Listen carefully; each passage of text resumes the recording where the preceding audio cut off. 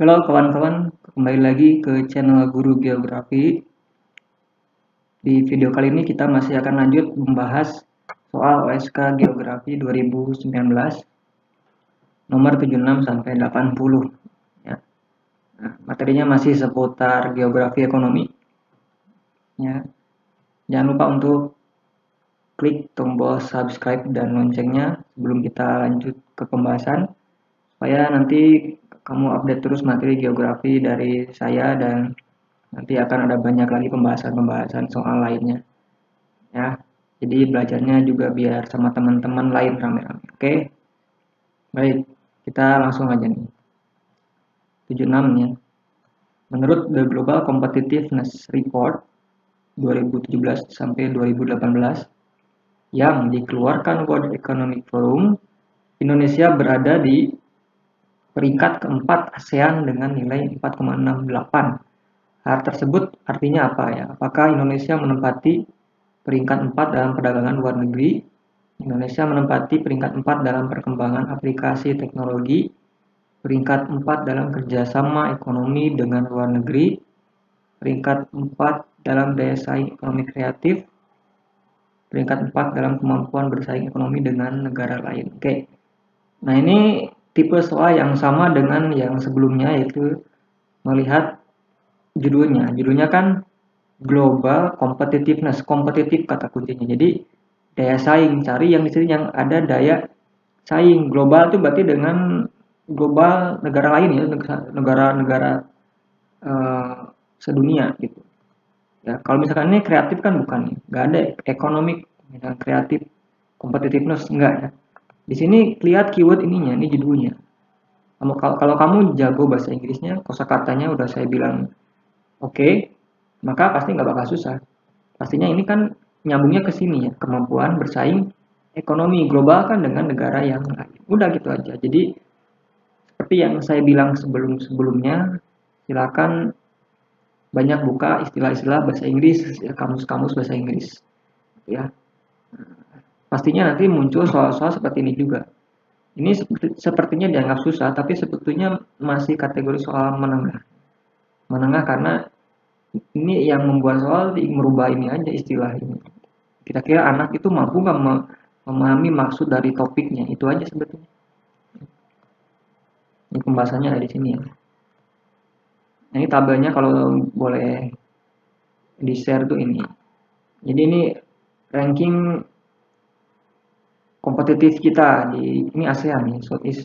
Jadi kita ada di nomor 4 di bawah Singapura, Malaysia, Thailand, baru Indonesia. Jadi ini kita dalam hal ekonomi mampu berkompetisinya sejauh mana gitu. Dalam hal ekspor gitu. Produk menghasilkan produk kita masih kalah dari Thailand, Malaysia, Singapura ya. Kalau ini ranking dunia, Singapura nomor 2 malah. Karena negara kecil tapi dia produktivitas jasanya luar biasa ya. Lihatkan kemajuan Singapura nomor 2, kita nomor 45 di dunia. Nomor 77, mana ini? Perhatikan pernyataan-pernyataan di bawah ini. Pendapatan rumah tangga, keharmonisan keluarga, diversifikasi lapangan pekerjaan, ketersediaan waktu luang, kondisi rumah dan aset, indikator indeks kebahagiaan ditunjukkan oleh apa? Indeks kebahagiaan. Nah, ini saya cari sih di BPS adanya ini sini nih. Coba kita cek link. Ya. Jadi menurut BPS indeks kebahagiaan itu diukurnya dari ini, pendapatan rumah tangga, diversifikasi jadi keragaman itu ya, lapangan kerja, kemudian ketersediaan waktu luang dan asetnya. Nah di sini ya. Jadi indeks itu indikatornya di sini. Nah, tuh kan ada ketersediaan waktu luang. Jadi indikatornya di atas ini. Nah, jadi memang ini masuk soal susah kalau misalkan kamu nggak pernah baca. Saya aja baru tahu pas udah keluar kunci jawabannya gitu kan. Jadi ada di sini indikatornya nih. Silakan dicek aja. Ya, itu tinggal mencocokkan aja. Orang kalau nggak pernah buka BPS ya nggak tahu gitu kan. Jangankan siswanya, gurunya juga nggak tahu. Gitu. Jadi harus memang dicari, ada beberapa bagian materi yang memang tidak dari teori, itu mah dari beberapa data statistik gimana gitu ya. Kadang soal-soal OSN tuh kayak gitu. Nomor 78, perhatikan penyataan berikut. Penambahan jumlah kepadatan penduduk, penetapan kawasan suburban sebagai hinterland, corak kehidupan non-agraris, variasi tata guna lahan, meningkatnya mobilitas permanen. Urbanisasi secara fisik dapat ditunjukkan oleh 123, 134, 124, 234, 345. Oke, secara fisik jadi fisik wilayah. Apa yang terjadi pada fisik wilayah kalau dia itu terjadi urbanisasi? Jadi pasti ada penambahan jumlah dan kepadatan penduduknya ya, padat ya. Lihat bangunannya padat di kota gitu kan. Kemudian kehidupannya jadi berubah. Tadinya agraris sekarang berubah, banyak yang tidak lagi di sawah, sekarang ke pabrik gitu ya, kemana gitu, kantor gitu. Kemudian variasi tata guna lahan, secara fisik tidak ada lagi misalkan sawah semua, ya sekarang ada sawah, ada gudang gitu ya, ada kantor, jadi berubah. Secara fisik mata kelihatan gitu wujudnya, itu contoh urbanisasi secara fisik itu maksudnya. Ya, jadi ke fisik wilayah. Ya. Nah, jadi dia dilihat dari fisikal, kelihatan gitu.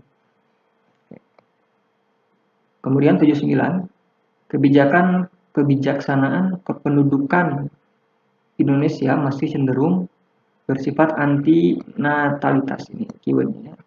Hal tersebut dapat dilihat dari adanya indikator apa? Pendidikan kependudukan, peningkatan status peran wanita, gerakan wajib sekolah 12 tahun, gerakan keluarga berencana, peningkatan usia perkawinan.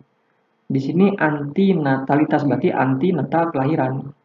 Apa yang membuat kelahiran sedikit? Ya, jadi ini menurunkan angka kelahiran pasti gerakan keluarga berencana kan, ini kan cuma 2 ya. KB itu kan 2 anak dalam satu keluarga. Jadi ini anti natalitas bukan pro mortalitas gitu. Nah, ini contoh dari kebijaksanaan yang bersifat anti natalitas gitu ya.